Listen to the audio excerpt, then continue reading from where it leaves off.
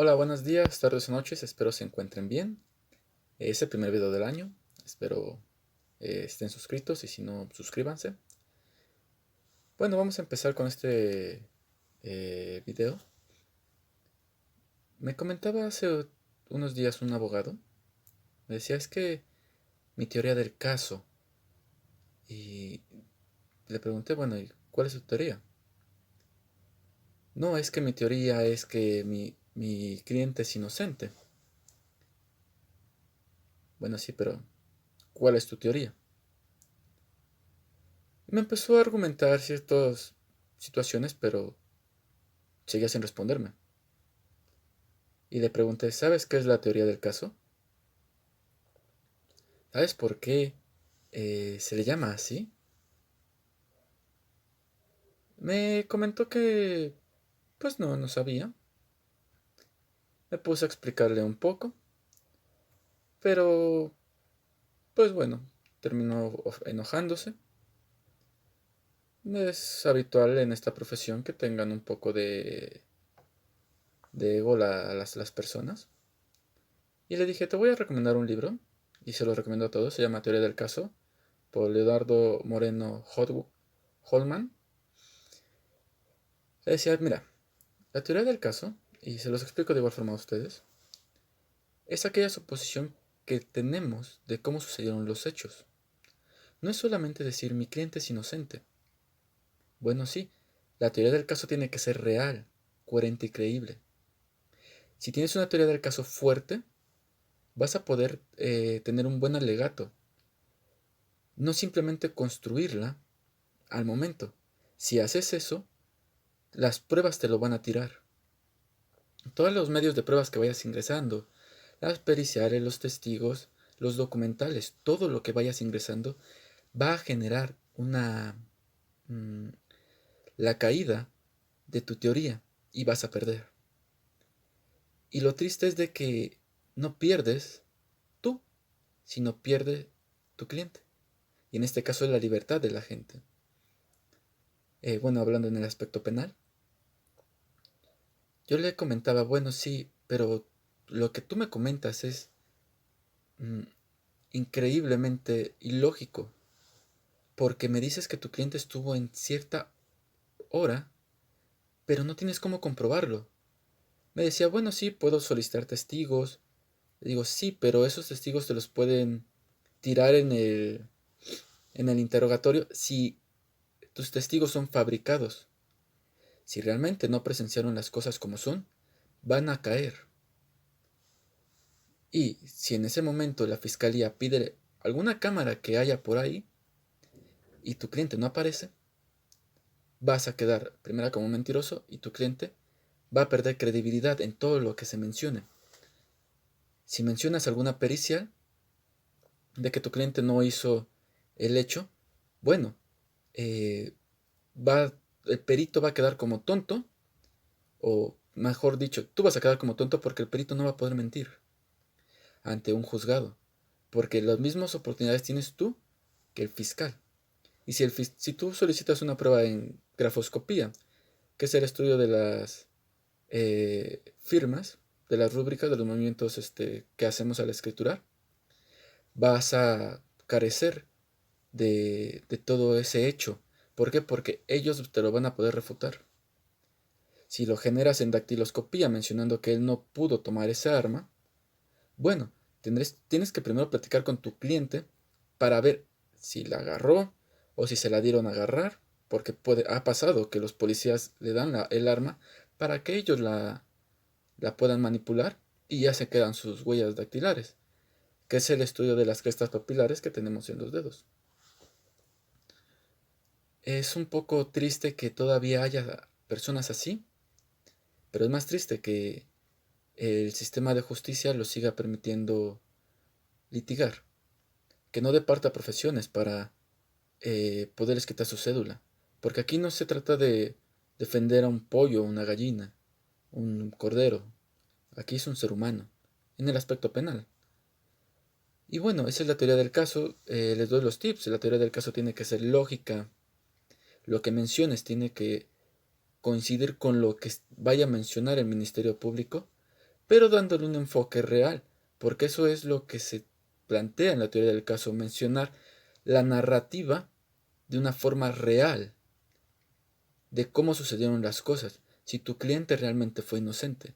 Si realmente es culpable, el trabajo del abogado no es dejarlo a la deriva, porque todos tienen el derecho a una buena defensa, sino intentar bajar un poco la pena. Eso es la teoría del caso. Eso es como un abogado tiene que trabajar, no solamente intentar construirla conforme vayan pasando las audiencias, porque si no, vas a fracasar. Tu alegato de inicio, de apertura, va a ser contradictorio con el de clausura y vas a quedar mal. Entonces, este es el tip que yo les puedo mencionar. Tiene este libro que acabo de citar muy buenos elementos. Se lo recomiendo ampliamente.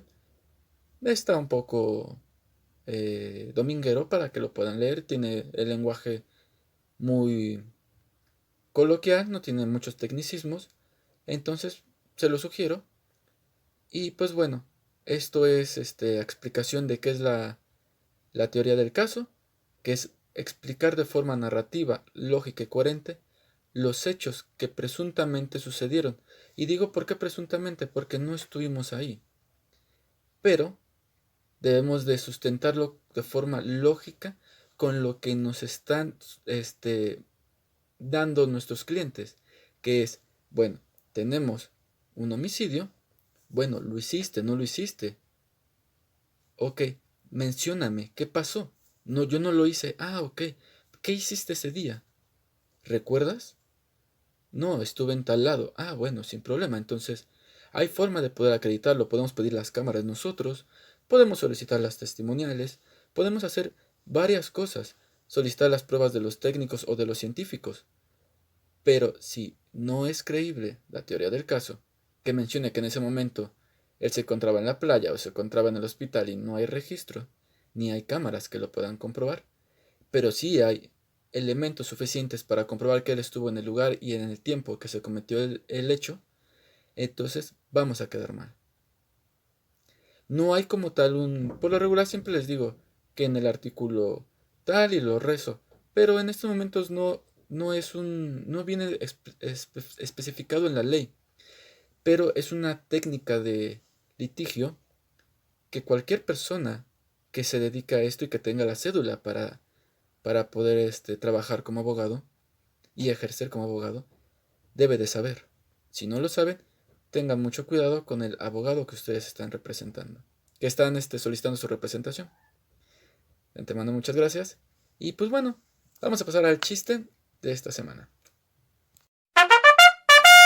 Hola. Bueno, vamos a dar el chiste.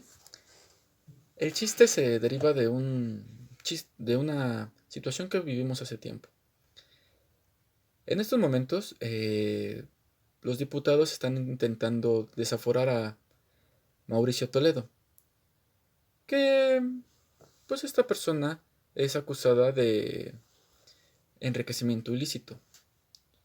Todas las pruebas, la carga de la prueba que tú obtengas o que tú te pretendas dar, eh, la persona que la solicita es la persona que tiene que comprobar la fidelidad. Por ejemplo, la carga de la prueba en un robo la tiene la fiscalía. ¿Por qué? Porque en el sistema judicial que tenemos, todos somos inocentes hasta que se demuestre lo contrario, con la excepción de un solo delito, y es el enriquecimiento ilícito. ¿Por qué? Porque la fiscalía no te tiene que comprobar cómo tú te enriqueciste, sino tú tienes que comprobar cómo lo hiciste. Es la única prueba en la cual la carga de la prueba está para el imputado, no está para la fiscalía. Entonces, realmente el diputado no sé qué haya hecho. Hasta el momento hay muy pocos datos, pero se me vino a la mente el fraude o robo de Manuel Velázquez. ¿Quién es esta persona? Bueno, Manuel Velasco, perdón, Manuel Velasco. Manuel Velasco era una persona que era gobernador de Chiapas en el tiempo que Enrique Peña Nieto era presidente. Y pues bueno, hubo presuntamente desvío de dinero, que aproximadamente era el 60% de todo lo que eh, todo el presupuesto que tenía el Estado, del 60% lo ocupaba para sus propios fines y para hacer campaña para la presidencia. Pero, y el otro 40% era para los fines públicos. Ahora bien, una persona que es investigada por eso y que la Auditoría Superior de la Federación lo iba a auditar, los diputados de Morena, Partido del Trabajo y Partido Verde Ecologista hicieron que no lo pudieran auditar. Solicitaron en la Cámara de Senadores que pasara así y se aprobó. Por lo tanto, esta persona no fue auditada. ¿Se dan cuenta la magnitud? Una persona que es gobernadora de un estado, que es Chiapas, que es uno de los estados con más rezago en todo, no fue auditada. Gracioso, ¿no? Ese es el chiste sarcástico que tenemos, porque nosotros como mexicanos estamos tan acostumbrados a todo esto que lo vemos normal. Vemos normal que maten personas por protestar porque quieren agua. Vemos normal que los gobernadores roben, que agreguen impuestos como a los productos de higiene femenino. Vemos normal todo, porque estamos acostumbrados y eso es lo triste, eso es lo chistoso, que nos hemos acostumbrado a esto. Pero hace tiempo un compañero me comentaba, bueno, pero tú estás en contra de esto, ¿por quién votarías? Y le dije, es que no hay por quién votar. No, en México no votamos por el mejor candidato, votamos por el menos peor.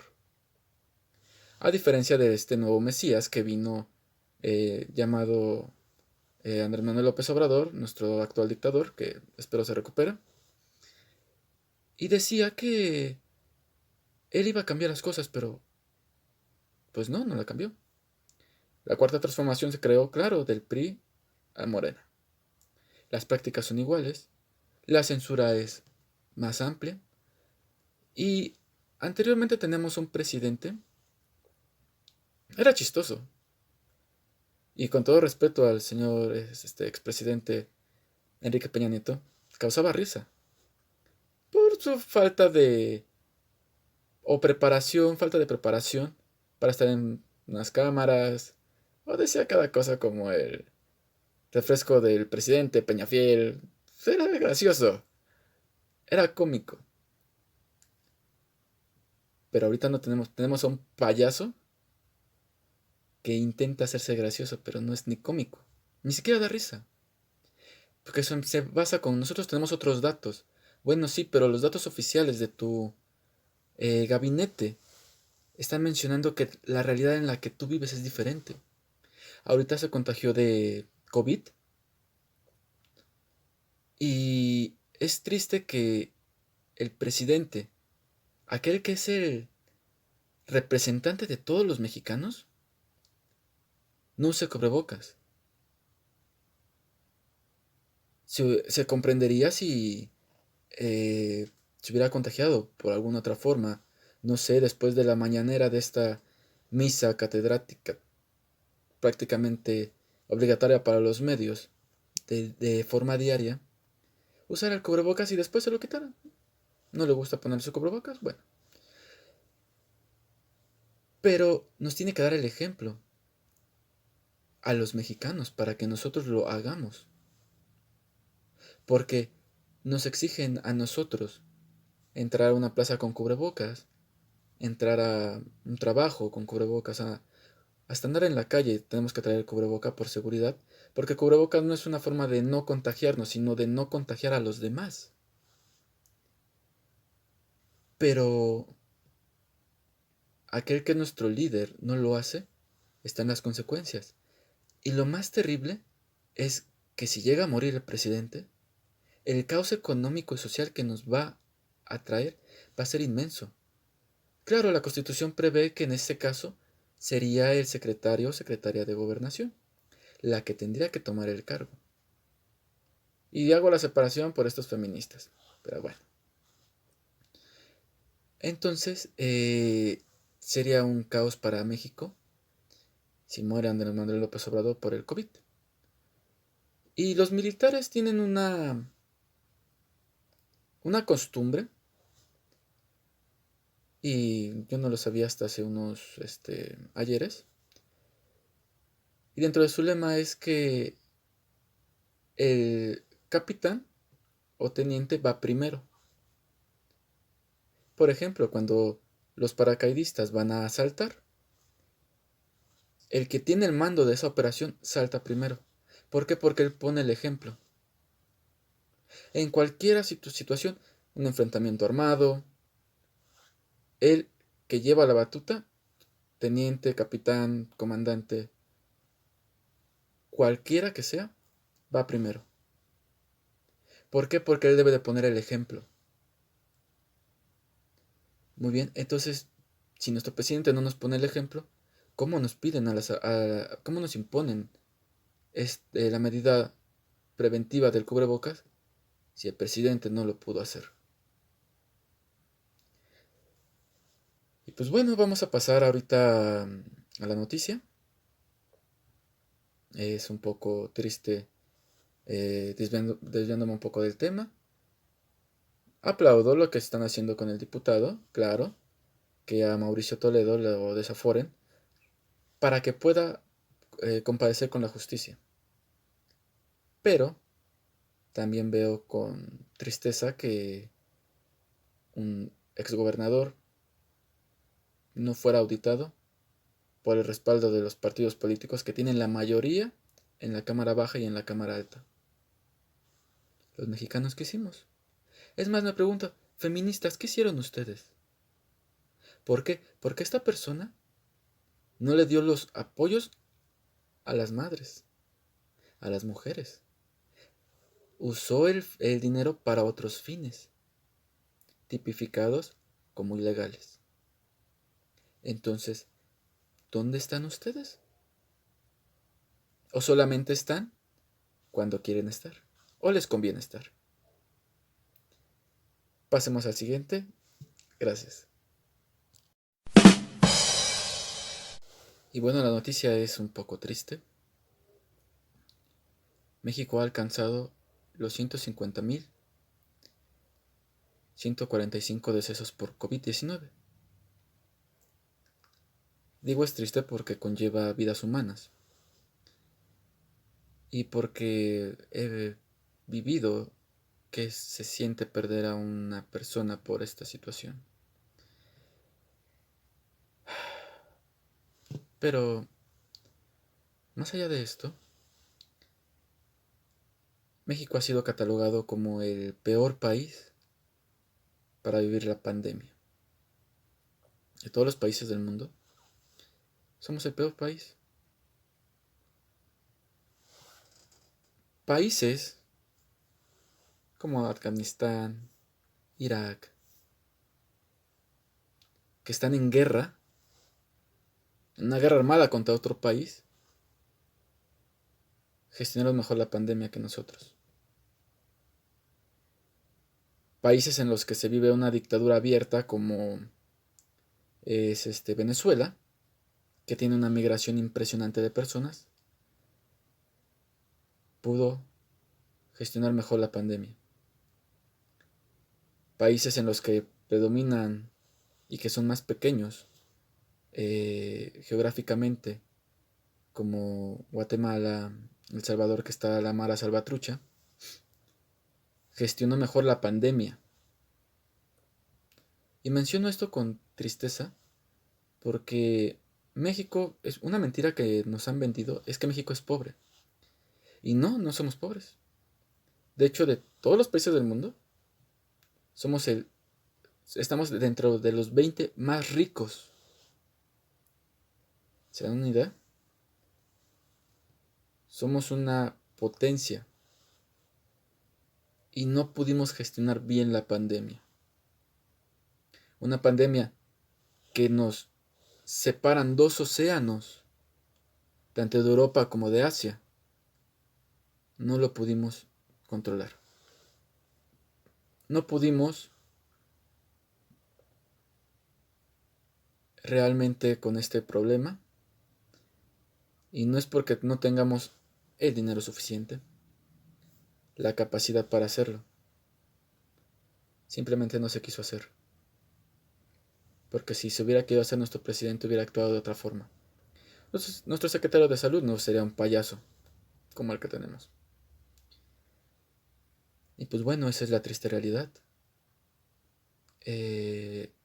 Yo sigo viendo que esto lo vemos tan normal en México. Pues bueno, ya se murió. Esto siempre ha pasado. ¿Y por qué? ¿Por qué tenemos que permitirnos esto? ¿Acaso no valemos más como mexicanos? Yo creo que al que tendrían que desaforar y el que tendría que pedir un juicio político es contra nuestro actual dictador, don Andrés Manuel López Obrador. Que si él no genera bien la gestión de su gabinete, van a seguir muriendo las personas. El COVID-19 no es una enfermedad fulminante, es una enfermedad que se puede tratar con los medicamentos adecuados, pero prefirió invertir millones en rehacer el estadio de béisbol donde eh, eh, está su hermano, a darle esos millones al sector salud. Prefirieron no auditar a Manuel Velasco para recuperar ese dinero que nos robó, para dárselo al sector salud.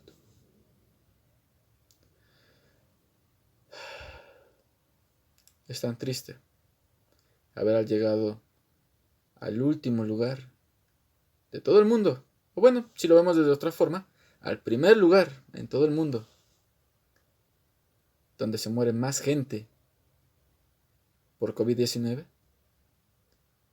Y lo triste es de que tenemos el dinero para poder enfrentarlo. La organización para poder hacerlo. La estructura para poder enfrentarlo. Pero no tenemos la convicción de hacerlo.